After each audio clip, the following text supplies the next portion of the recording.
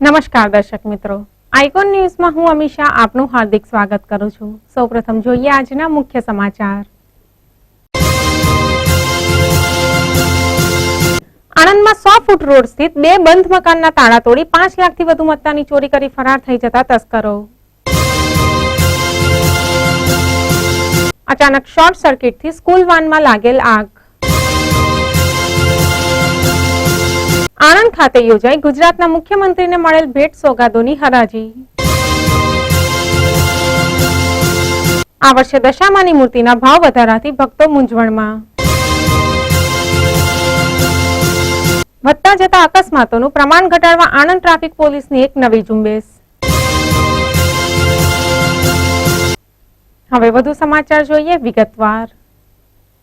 આણંદ શહેરના 100 foot road સ્થિત પ્રણવ સોસાયટીના બે બંધ મકાનમાં વહેલી સવારના સુમારે ત્રાટકેલા કેટલાક તસ્કરોએ બે મકાનોના તાળા તોડીને એકમાંથી 5 લાખથી પણ વધુ રકમના સોના ચાંદીના દાગીના તથા રોકડ રકમની ચોરી કરીને ફરાર થઈ જતા સોસાયટીના રહીશોમાં ખળભળાટ મચી જવા પામ્યો છે।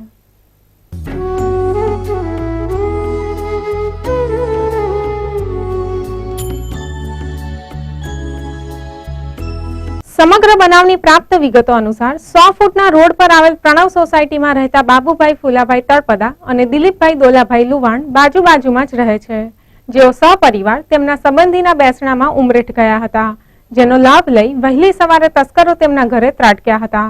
આ તસ્કરો પહેલા તો દિલીપભાઈના ઘરનું તાળું તોડી અંદર પ્રવેશ્યા હતા અને આખું ઘર ફેંદી નાખ્યું હતું, પરંતુ કઈ કિંમતી માલ સામાન હાથ ન લાગતા બાજુમાં આવેલ બાબુભાઈના ઘરને નિશાન બનાવ્યું હતું। અમારા બાજુમાં ચોરી થઈ જાય, અમારા ઘરનું તાલો તૂટો છે, તાલો તોડીને અંદર ગયા છે, પણ કોઈ લાગતો નહીં કે કોઈ ચોરી થઈ એમ સામાન કોઈ જગ્યાએ નહીં।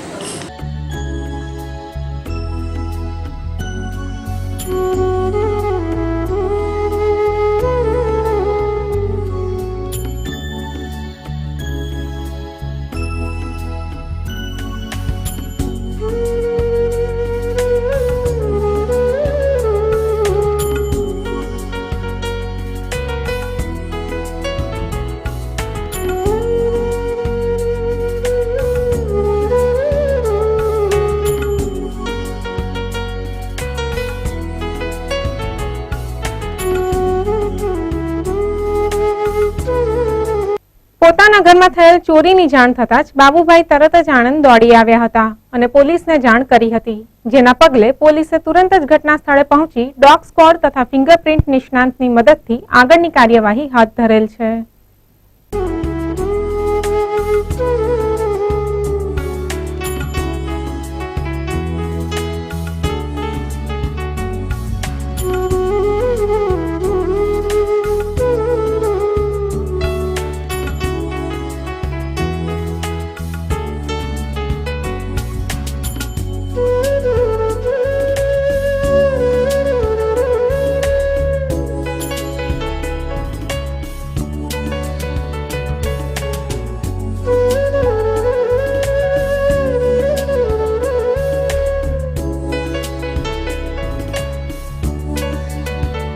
Bureau report, icon news, Anand. Bhalej પાસેથી કાસોની શાળાના બાળકોને લઈને આવતી મારુતિ વાનમાં રાહ તલાવથી દલાપુરાની વચ્ચે એકાએક આગ લાગી હતી। શોર્ટ સર્કિટને લીધે ગાડીમાં અચાનક લાગેલ આગથી બાળકો ગભરાઈ ગયા હતા, પરંતુ ડ્રાઈવરે સમય સૂચકતા વાપરી તરત જ બાળકોને ગાડીમાંથી ઉતારી સલામત સ્થળે ખસેડી દીધા હતા, જેથી સદભાગ્યે કોઈ જાનહાનિ થવા પામી ન હતી।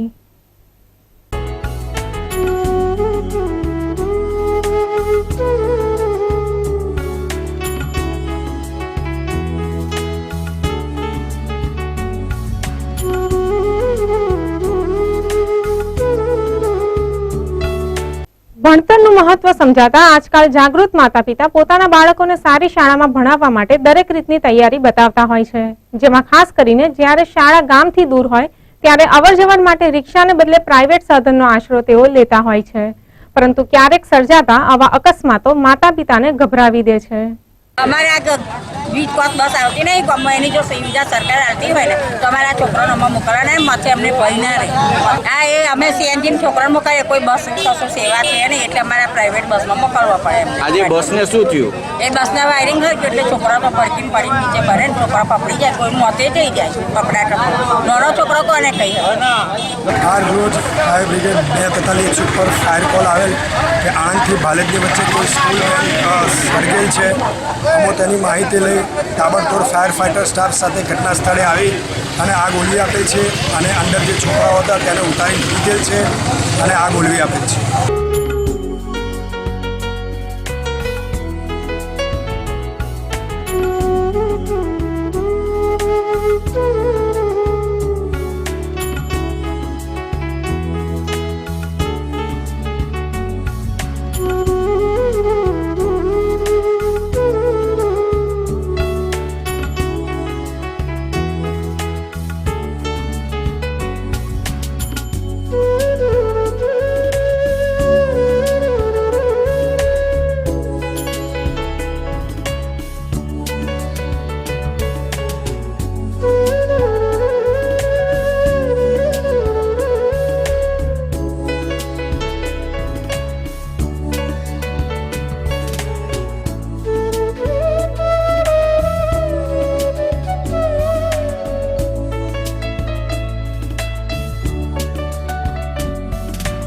Bureau report, icon news, Ratlav. ગુજરાતના મુખ્યમંત્રીને મળેલ ભેટ સોગાદોનું આણંદ ખાતે એક પ્રદર્શન યોજવામાં આવ્યું હતું અને તેની હરાજી રાખવામાં આવી હતી. 1144 ભેટ સોગાદોમાંથી મળેલ આવક કન્યા કેળવણી માટે વાપરવામાં આવશે.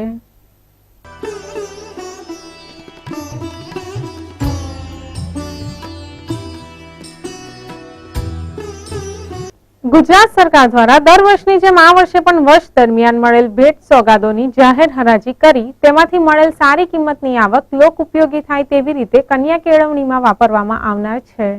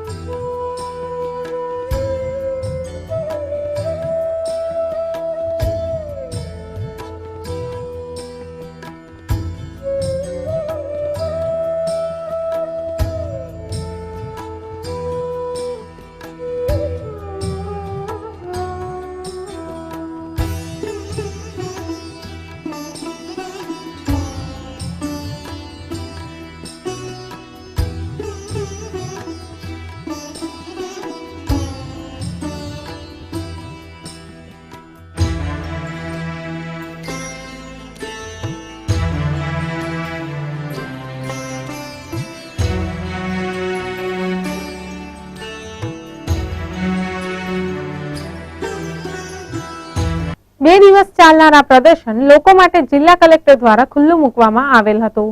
ખાસ એક પદ્ધતિથી આ સમગ્ર ભેટ સોગાદોની હરાજી કરવામાં આવનાર છે.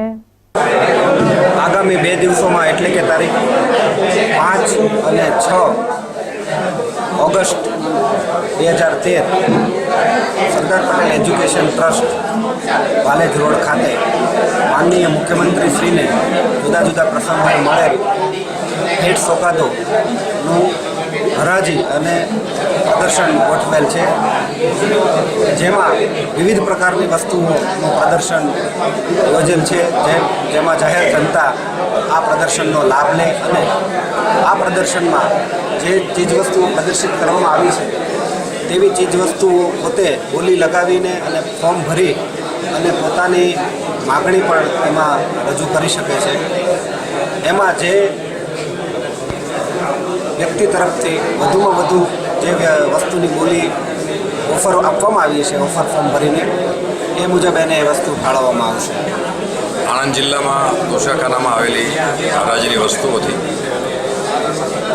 શહેરની જનતાએ આ હરાજીમાં ભાગ લઈને કન્યા કેળવણી નિધિમાં જે ફંડ જઈ રહ્યું છે તેના ઉમદા કાર્ય માટે શહેરની જનતાએ ખૂબ જ ઉત્સાહભર ભાગ લીધો છે અને આશા છે કે આપણું શહેર આ બાબતમાં હંમેશા અગ્રેસર હોય છે, એટલે તમામ જે કંઈ વસ્તુઓ મૂકેલી છે તે બહુ જ સહજતાથી અને સ્વૈચ્છિક રીતે લોકો સહજ સ્પેસ ખરીદીને આ એક ઉમદા કાર્યમાં ભાગે લોકફાળો આપશે તેવી સમગ્ર વહીવટીતંત્ર આશા રાખી રહ્યું છે. અને આજરોજ માનનીય મુખ્યમંત્રીશ્રીની જે ભેટ સોગાદોમાંથી અમને જે લાભ મળ્યો છે તે 7,500ની ભેટ મેં સ્વીકારી છે અને એ રકમ જે કન્યા કેળવણી મંડળમાં જવાની છે તે બદલ અમને ઘણો આનંદ છે અને દરેક પ્રતિકૃતિ દરેક વસ્તુ ઘણી સુંદર અને સરસ છે, તે જોવા અને જાણવા જેવી વસ્તુ છે.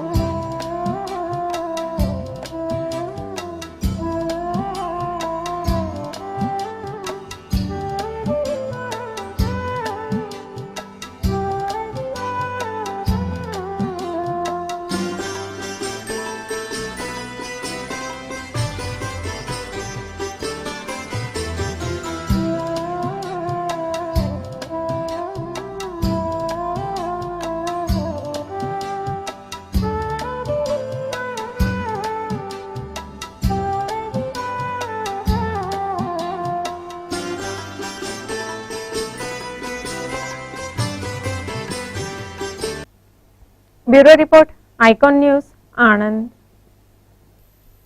આપણો દેશ ધર્મનિરપેક્ષ દેશ છે. વિવિધ ધર્મોને અહીંયા ન્યાય આપવામાં આવે છે અને આ વિવિધ ધર્મો પેટા ધર્મો પણ ધરાવે છે. જો માત્ર હિન્દુ ધર્મની વાત કરીએ તો પણ ઘણા બધા દેવી દેવતાઓના મંદિરો ભારતમાં જોવા મળશે અને તે મુજબ તેમના વિવિધ તહેવારો પણ છાશવારે ઉજવાતા રહે છે. આમ 12 માસ ભારતમાં ઉત્સવોનો માહોલ જળવાઈ રહે છે.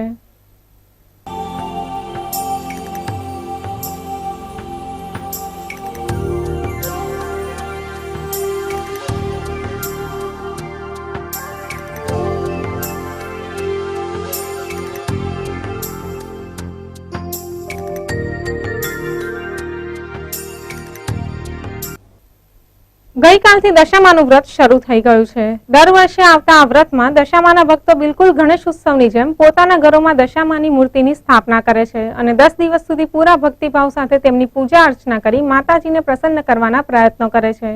તેઓ પૂરી શ્રદ્ધા સાથે માને છે કે આમ કરવાથી તેમના દુઃખ દર્દ હળવા થાય છે. અમે દશામાન માતાજીની વ્રત આવતીકાલથી ચાલુ થાય એટલા માટે વ્રતની મૂર્તિ લેવા માટે આવ્યા છીએ. આવતીકાલથી દશામાન માતાજીની મૂર્તિની પ્રતિષ્ઠા કરવાની છે. ગઈ સાલ કરતાં આ સાલનું કંઈક ભાવમાં બે વધારો જોવા મળે છે. ગરીબ સુખી બંને પ્રકારના લોકો આ વ્રત હોંશે હોંશે કરતા હોય છે, પરંતુ આ વખતે માતાજીની મૂર્તિમાં ધરખમ ભાવ વધારો થતા ભક્તો, ખાસ કરીને આર્થિક રીતે નબળી પરિસ્થિતિ ધરાવતા ભક્તો વધારે મૂંઝવણમાં મુકાયા છે. સાથે સાથે આ મૂર્તિઓ વેચનાર પરિવારોને પણ આ વર્ષે માતાજીની મૂર્તિના મોંઘા ભાવ લેતા મનમાં કચવાટ થઈ રહ્યો છે. તેમ છતાં રો મટીરિયલમાં થયેલ ભાવ વધારા સામે આ વ્યાપારીઓ લાચાર છે. વેચામાં ભાવ વધી ગયા છે અને મટીરિયલનો ભાવ વધી ગયો છે. અમે માતાજીના પૈસા વધારે લેવા છે, અમને ડર લાગે છે, પણ એટલું કે અમે મટીરિયલના પૈસા અને ભાડું બહુ વધી ગયું છે. તે છેક બરોડાથી લાવતા અમને કેટલા 3000 ભાડું થયું છે અને પેલું કે આ મટીરિયલના ભાડા વધી ગયા છે. સાહેબ, અમે કઈ રીતની મૂર્તિ વેચવાની તમે વિચારો, બોલો. ગ્રાહક બી મારા ગભરાઈ જાય છે. હું 351માં 251માં મૂર્તિ વેચવાની, અત્યારે મારે 751માં મૂર્તિને એક મૂર્તિ પાછળ 851. હવે ગરીબ માણસોને મારે કઈ રીતની હાલવાની, બોલો તમે વિચારો.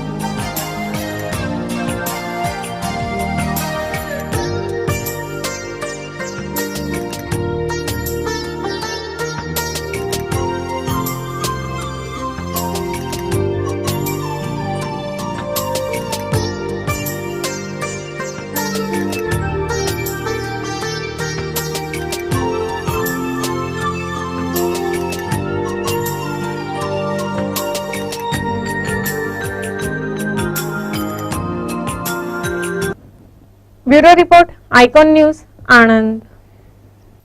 તો મિત્રો, અહીંયા લઈશું એક નાનકડો વિરામ.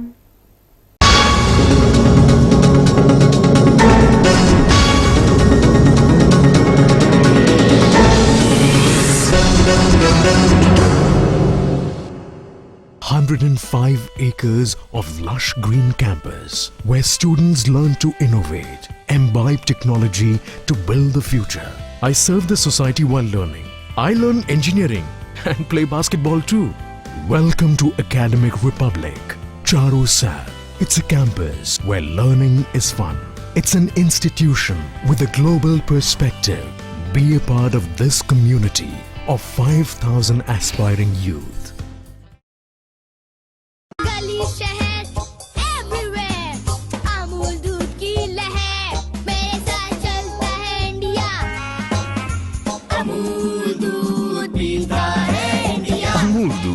देखता है इंडिया।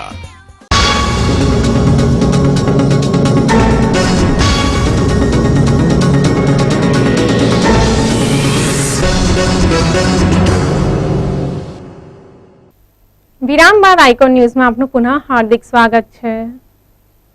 આણંદ વિદ્યાનગરમાં આજકાલ વધતા જતા અકસ્માત તથા ટ્રાફિકના પગલે ટ્રાફિક પોલીસે એક નવી ઝુંબેશ શરૂ કરી છે, જેમાં તેઓ રોજ નવી જગ્યાએ અચાનક ચેકિંગ ગોઠવશે।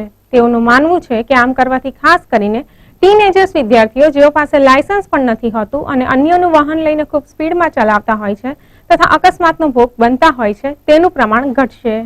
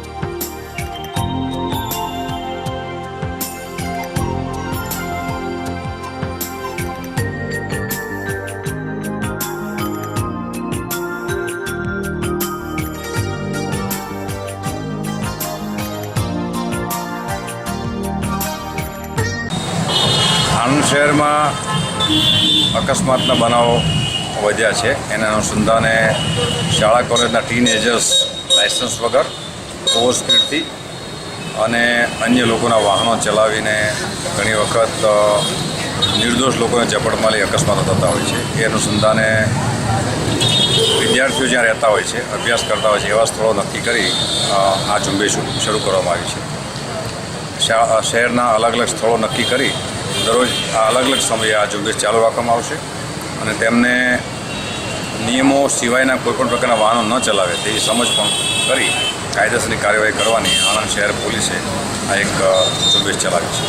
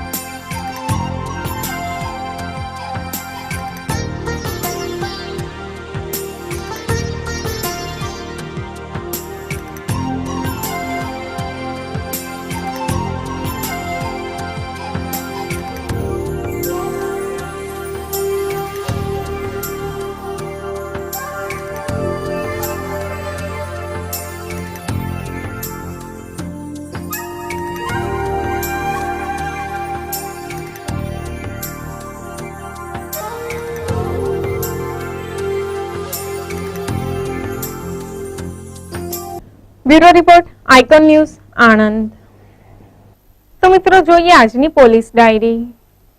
વઘાસી નવપુરામાં રહેતા દિનેશભાઈ ગોતાભાઈ ડાયાભાઈ તથા ગોવિંદભાઈ ગોતાભાઈ પરમારોએ દાડમબેન રૈજીભાઈ પરમારના સાહેબ વિજયભાઈને ગમે તેમ ગાળો બોલી તું મારા ભાઈ ગોવિંદને કેમ ગાળો બોલતો હતો તેમ કહી ઝઘડો કરી દિનેશભાઈ ગોતાભાઈએ મોઢાના ભાગે પાઇપ મારી ગોવિંદભાઈ ગોતાભાઈ પરમારનાએ જમણા હાથની આંગળી ઉપર ચપ્પુ મારી ઈજા કરી ગાળો બોલી ગુનો કરવામાં એકબીજાને મદદગારી કરી ગુનો કરેલ છે। આ અંગેની ફરિયાદ દાડમબેન રૈજીભાઈ પરમારે આણંદ રૂરલ પોલીસ સ્ટેશનમાં નોંધાવી છે।